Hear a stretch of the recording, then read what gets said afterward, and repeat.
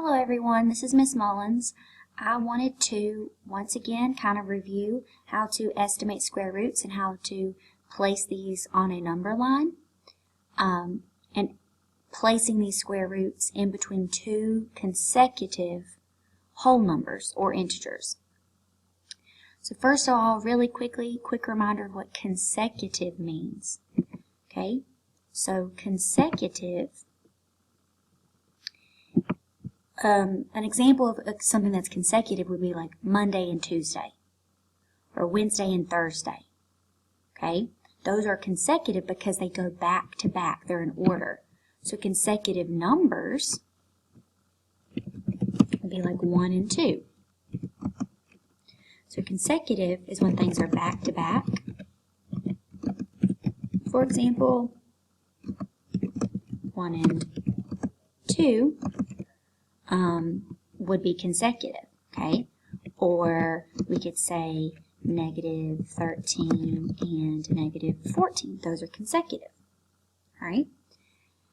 Now, it would not make sense to say that 1 and 3 are consecutive because we skipped over 2. So whenever you're doing these, we know that our consecutive numbers, they have to be back to back, okay? It doesn't make sense to skip over a number. So here's an example that was already done, the square root of 200. They said it's between 14 and 15. So it would not make sense to say 14 and 16 because that would mean we skipped over 15. All right, so they're always back to back. Consecutive numbers come back to back.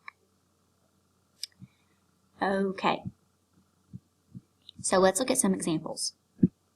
All right, so the first one was already done for us, okay?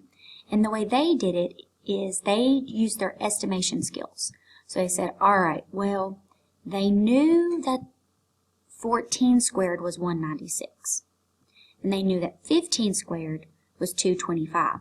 And these are consecutive integers, consecutive whole numbers, because they went back to back. They said, okay, well, 200 is between 196 and 225. That means the square root of it must be between 14 and 15. So some people prefer to do it that way and like to reason it out. Another way you could have done that is by using Desmos calculator. So I'm going to come over here and do that. So I'm going to take the square root of 200, and I got 14.14213562, on and on and on. So remember, this is an irrational number, which means it goes on forever without repeating. It's just the calculator only has so much space to store numbers. But actually, if the Desmos calculator could, this decimal would keep going forever and ever. Okay? Never ending, never repeating. When I look at this, one way you can think about it is say, okay, well, what if this were money? All right, let's forget about these decimals. Forget about those. Let's just focus on this. What if it was $14.14? Okay, just for example. If I had $14.14, then I would have $14, right? Money, dollar bills. And then I would have some change, some extra, okay? So that means I have more than $14, right? Because I had some change. I have more than $14, but I don't have $15 yet. So if something costs $15, I couldn't pay for it. But I could buy something for $14. So it's between 14 and 15. Okay? Another way to think about it is you can just take, whenever you type this in your calculator, whatever the number is before the decimal, that's what comes first. So 14, and then what's bigger than 14? What comes next? 15. And there you go. All right? So let's try the next one. Square root of 37. All right. So when I did the square root of 37, I got 6 point blah, blah, blah, blah. All right. So I can just look at what comes before the decimal, a 6. So I know over here, I'm going to have 6 as my first one. So it's between 6 and, well, what comes after 6? 7. So it's between 6 and 7. Okay? Now, another way you could think about this if you didn't want to use the calculator is say, well, what's a perfect square that's really close to 37? Well, I know that 36 is a perfect square, and it's just a little bit less than 37. Well, what is the square root of 36? 6. But since 37 is bigger than 36, this square root comes between 6 and 7. All right? The calculator is just easier, so that's generally what I use. Okay? All right, so let's look at another one. Let's look at, let's do the square root of 2. So square root of 2, 1 point, blah, blah, blah. Okay, so what comes before the decimal? 1. So I know that the square root of 2 is between 1 and then what comes after 1? 2. Okay, and that is it. That is it. Now, let's say that one of these were negative. Okay, so let's say that instead this was a negative square root of 2. How would that change our answers? Okay, how would that affect these answers? If that were a negative 2, so if this were negative square root of 2 over here on my calculator, then this would be a negative 1 point. So this would equal, we put an equal sign over here. This would, oops, there we go. This would equal negative 1.41, so on and so forth. Okay, so this would be a negative 1. So then what should this be? A negative 2.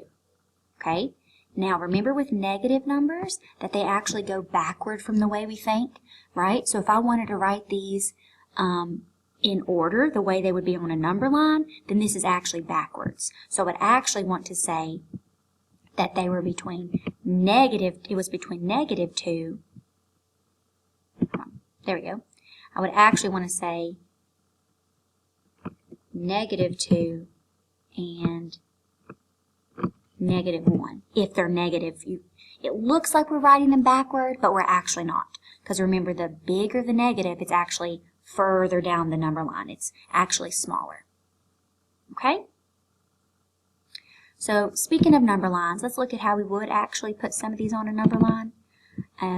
Let's go back to our first one that we did up here, so square root of 37. So I had 6.08. And look at how we would put that on a number line.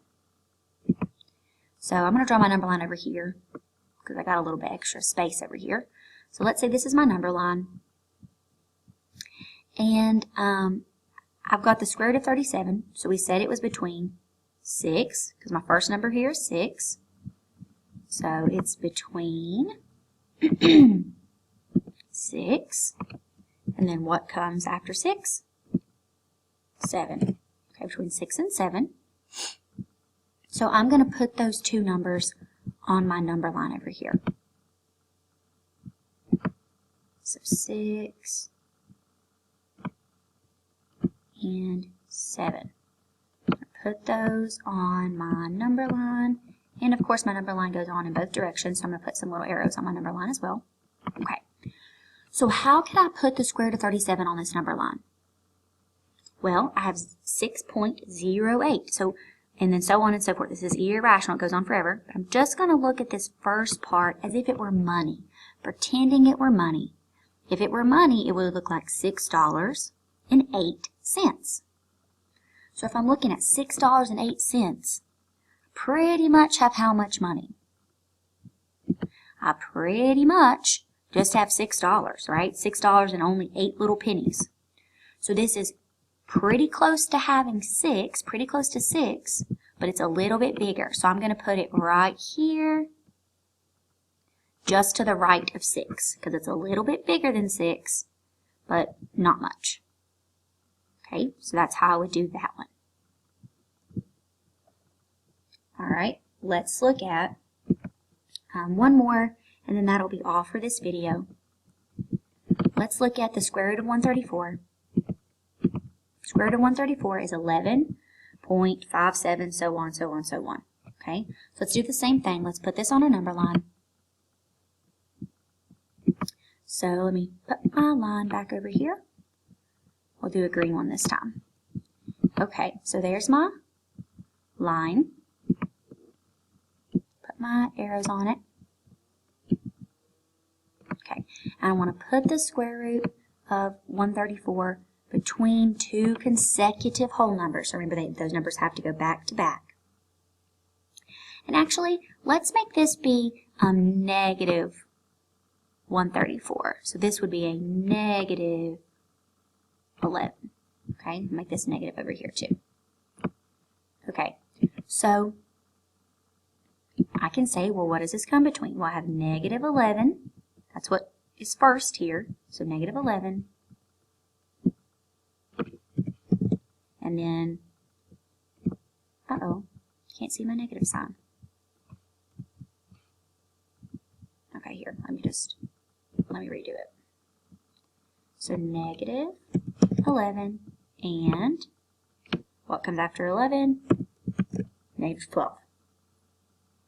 Okay, so on my number line over here, I know I'm going to have it between negative 11 and negative 12. Now be careful. We talked about this a second ago. With negative numbers, remember they kind of go backwards from the way you think. So negative 12 is actually to the left of negative 11. So over here, negative 12 is actually further down the number line, and then negative 11 is actually more to the right. Okay, so here we go. So negative 11.57 and so on and so forth. So if I'm just looking at this as if it were money, it'd be like 11 and then 58 cents. Okay, so where would that be on this number line? Well, if it were just 50, then it would be exactly in the middle, right? So it's pretty close to being right in the middle. But since it's 57, well, 5, 7, 5, 8, so on and so forth, this 5 bumps the 7 to an 8. So it's actually like 58. It's a little bit closer to 12 than it is to 11, but it's pretty much right in the middle. Okay? So then that is where I could put the square root of negative 134 on a number line. Well, that's all for this video. I hope that it helped.